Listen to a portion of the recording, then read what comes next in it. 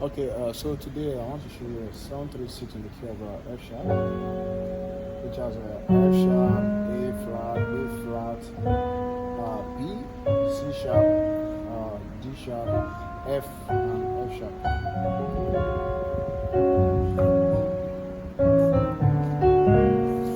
Alright, so it goes like this. The 7 is F. The 3 is B flat, the 6 is E flat. You have a 1, 7, 3, 6. So the 7 goes like this. After the 1 chord, we have on the left we have a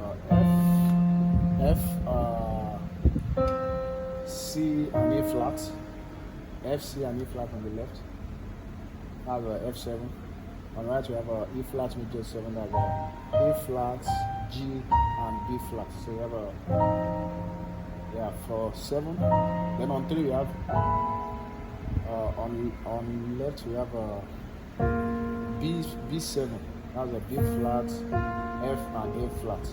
On the right we have E major.